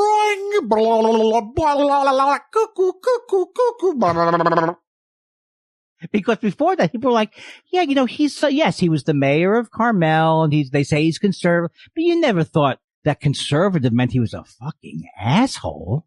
Yeah, I mean, Michael DeBar was one of the leads in a movie he directed, and said he was great. But that was the 80s. Yeah. You know when people say that a lot? After they see my act. They do. They go, but he only looks about 60. People are saying, even now at my advanced age, I don't look it. No, you don't. Isn't that great? You could play mid-50s without batting an eye. Yes, if I was getting auditions, for example. Yes, I could stretch it back. Seth Dick III says Mama Dick III loves 80s music. She sings around the house. Today it was Sheena Easton's song called Sugar Walls. I'm thinking 70s singer-songwriter stuff might be more appropriate, at least until we can be around others. Anyway, love the show and happy Hanukkah. I'd love to see a tape of Mama Dick enjoy music or doing anything, you goddamn liar. You made the whole thing up. You're not even Seth Dick. I bet your real name isn't even Seth Dick. You're Seth Dick Jr. And why do you have to name yourself something that always reminds me of what might have been? I don't understand that part. My penis doesn't work anymore. Oh, and you can't have offspring. No, I can't call myself Dick. Oh, the Dick. Mr. Dick, Andrew Dick the Third. Are you really laughing? Wow. Yes, I'm punching myself in the stomach repeatedly. Color me surprised. I'm self-Heimlicking to make that sound. Is that, I tried that once in the Navy. Brian says, just found some excellent 90s Kindler stand-up, was recently posted on Conan Classics. Does Andy? Oh, that's exciting to hear. Does Andy remember doing panel with Conan and Kevin Bacon? He told the greatest Beatles joke of all time. And then there's a link. I remember doing I remember doing if we can make, I don't remember the Beatles joke. Well, click the link at Team Coco. I also remember it's from 12/29/94. Oh my God. I do remember, oh wow, that was around Christmas time. I do remember, trying to make eye contact with Conan while the Bacon Brothers were playing. Yeah. I wanted to see. Trying to make him laugh. Because he didn't look like he wasn't grooving. He wasn't grooving. He was kind of like what I would do during the Bacon Brothers, like kind of being sulky behind take a minute to walk away. Years ago, Jeff Cesario was on The Tonight Show. And, he had done his set. It was obviously like it wasn't his first time. And he was a few deep because he had done panel and he was sitting on panel and they had the Roaches on. Do you remember the Roaches? Sure, I do. I'm not super familiar, but I think they were good, right? I don't remember. They're okay. But they did this song called Big Nothing on the show. And it just kept repeating. It was big nothing, big nothing, big. And they're sitting there and Carson leans over to Jeff and goes, yeah, we get it. It's a big nothing. And they didn't have them come over to panel for the closing segment. He just did more shit with Jeff. That must have been that's got to be a life highlight moment. Well, the other funny thing is that song is actually about them going on Saturday Night Live thinking it was going to break their career, and it didn't. So, ironically. Great. Oh, that's really great. I think Stiller, was it Jerry Stiller? Someone told a story about when they were doing the old Ed Sullivan show and then John Lennon came up, to get a soda. They didn't know who he was, and maybe they knew who he was. Someone fixed the story for me. It wasn't Stiller Mira. It was a different husband and wife comedy team, but I've heard them telling the story. I know them. They were the couple on the show the night that no one saw that couple because they were on. Yeah. Right? Yeah. Yes, and I can't remember their names. I think they had to follow the Beatles for a set. Right. Yeah. At least I didn't make it up or. No. But yeah, it wasn't Stiller Mira, but it was a husband and wife comedy team. And I think they did know who the Beatles were, but whatever. That would have been good for me. I would have said, how's it going, John? Where's Ringo? I always said that, like he would have loved it if I did my Liverpool. John, John, what political office were you voting for? Hey, you know what? Ask me, hey, John. Ask me what political office. Governor. What political Governor office? John. Oh, I get it. It's very funny. Do you think I'm funny, John? I don't know who you are, but you seem very odd. Would you like to hang out here before the set? Absolutely not. Years later, and for years I make a meal out of that story. Right. And it's so funny. I said, you want to hang out here? And he cracks up. He goes, absolutely not. Yeah, Allison was at a newsstand once with David Bowie. And she turned That's cool. She wanted to, it was like the day Mick Ronson had died too. So she really wanted to talk to him, but she kind of froze up and he just went, carry on. Oh, carry. That's not nice. No. Oh, was he saying it to be nice? I'm sure he said it cute, but right, it was dismissive. Right. It was like, oh, like, man. I don't want to talk about, I just don't want to have I don't want to have a fan. I don't want to have a fan interaction right now is pretty much the message. Yeah. Well, I'm not going to hold that against David Bowie. Not at all. I didn't mean it as a bag on Bowie. You were not meaning it that way. I could sense it from both sides of the aisle there. I could definitely, if I saw David Bowie on the day that Mick Ronson died, I would be like thinking to myself, oh, I got to say something. Oh, right. In most situations you shouldn't. I think I could put it over the top, whatever he's going through right now. Mr. Bowie, nice to meet you. I just want to say friendships are eternal. That's right. Pound your chest. Here's to Mick. Point to the sky. I love changes. Get it? You see, I said it like you sing it. I'm not that ridiculous. I wrote a tweet the other day because they had shown this picture of a David Bowie commemorative coin that was shot into space. And they were all like, he's finally in space. I'm like, yeah, is it Starman or did they just turn him into change?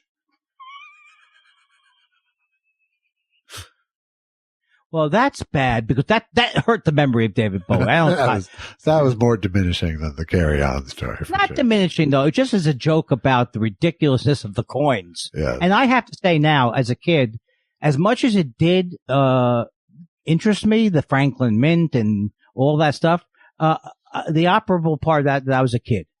Right. I mean, if you think about it, if you were sitting here now, you'd be much happier that you didn't buy those coins than that if you did. Absolutely.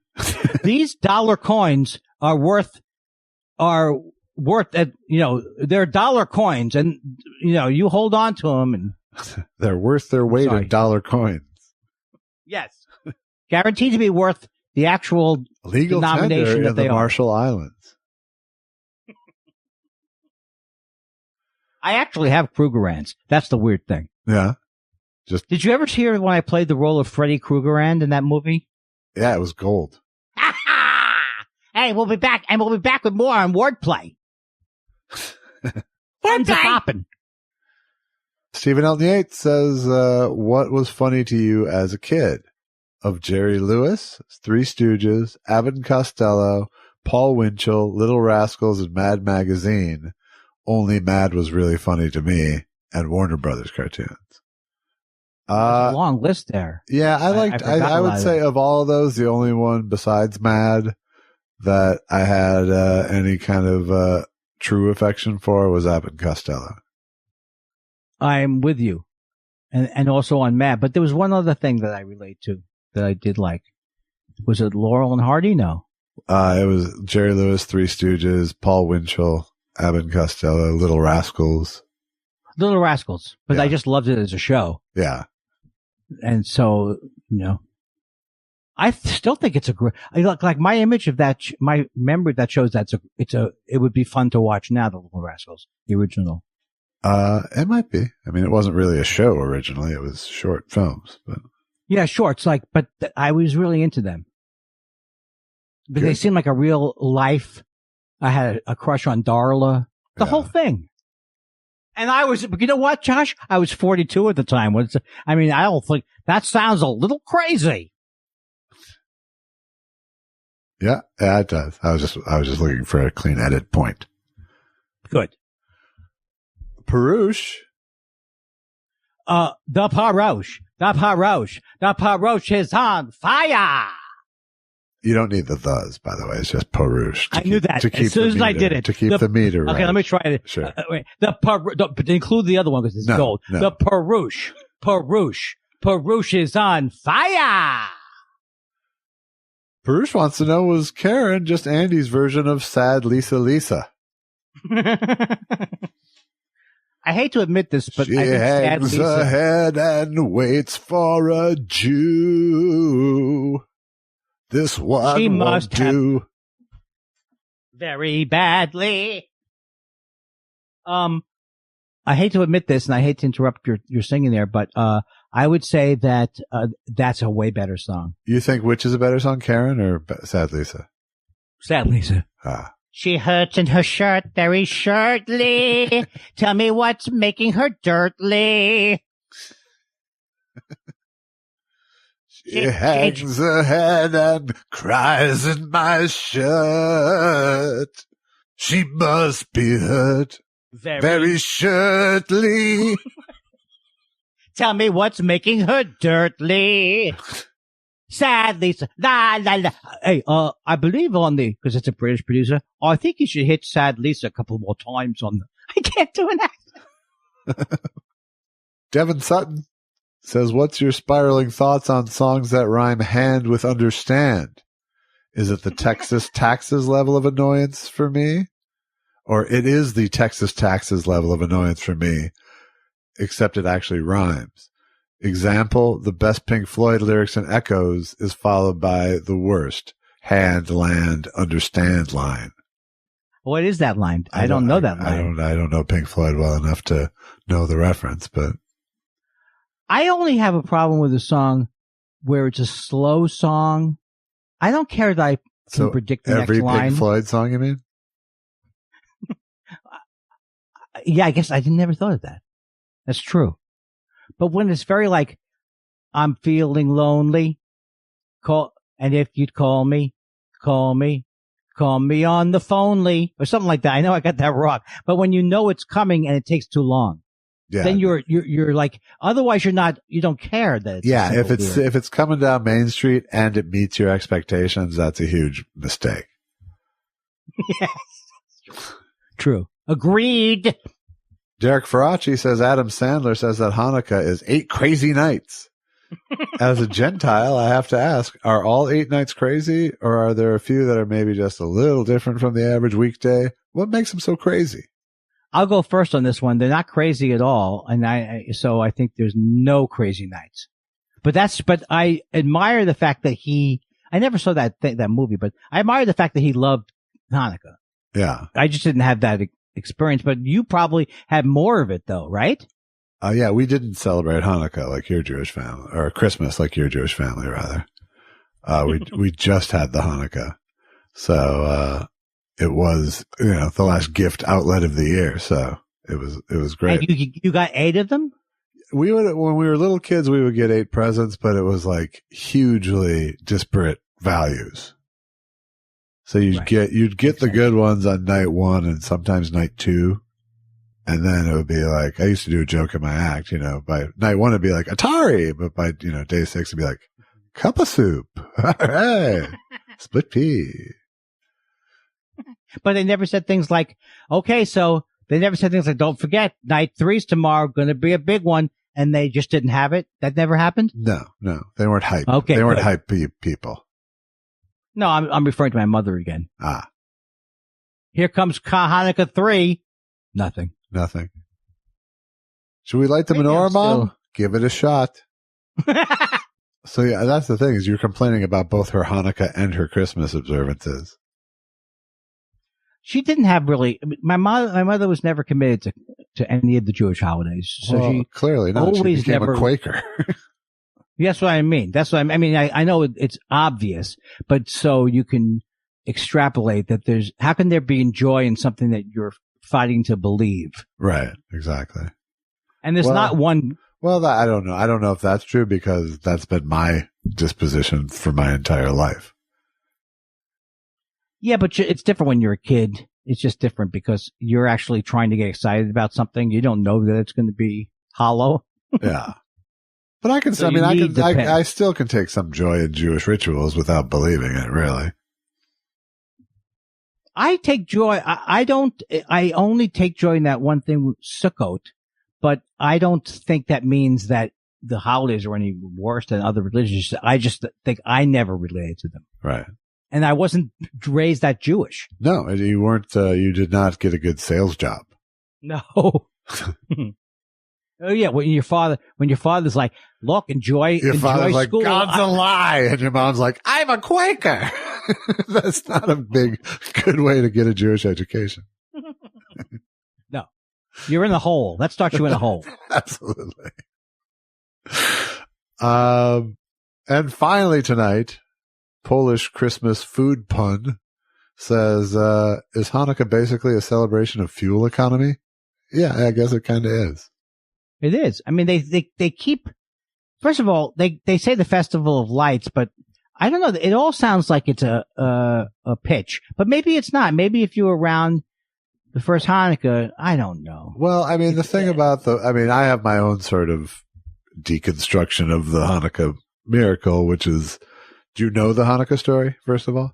Not really, because I was taught it every year, but I never listened to it. Right.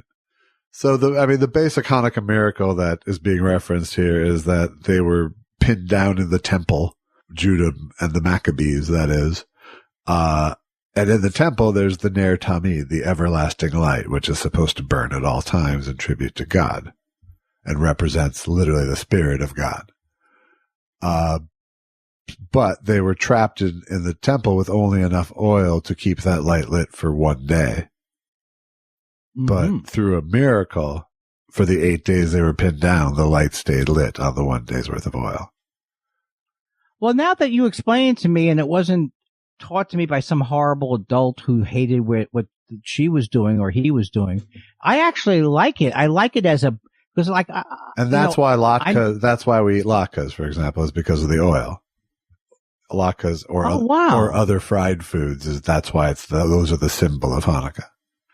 I think you should release that and for people to learn. I suddenly understand. But the other thing I was going to say was like, if you believe in the Bible, when you start to think it's not, if I believe it never was supposed to be like, I'm going to think of this literally. That is a kind of a cool story. It's kind of a cool story unless you really think about it, where it's like, oh, what a miracle. God kept the light that's kept lit in tribute to him lit for 8 days. Right, but you got to take out the Old Testament God, who's really an asshole. This is true. It's not the Old Testament God. Yeah. You have to pretend it's the New Testament God. But then why would then someone nice do all those things with, oh, okay, I'll kill all your firstborn. Oh, great. That's still Old Testament God. And that's Passover, right? Yeah, that's still Old Testament. Old Testament God. Old Testament God. Don't get him started. Yeah, as opposed to the New Testament God who just had his son killed. Hey, I think we're done, Andy. The only thing left to do is tell people that we have stuff that they can pay for. Yes. Now, someone told me that Gary Goldman had liked my comedy CD on his Spotify list. So please buy my comedy CD, which is available somewhere online and etc. What's that comedy CD called, Andy? Hence the humor. Total blank. I just wanted to say I wish I was bitter. So maybe it should be total blank. Next one should be total blank. Next one in 2093. Hello. Is this still on? If you want to support the show, go to buymeacoffee.com/thoughtspiral. Thanks to everyone who has both coffeeed and given us both recurring membership coffees and one-time coffees. You'll know what that means when you go there. You can see my movie, Michael DeBar, Who Do You Want Me to Be? Everywhere movies are streaming for money. And hey, come on, people, pony up, you sons of bitches. Yeah, that's what he said. Yeah. And remember, Andy and I will be on with the Mads this Tuesday night, the 15th.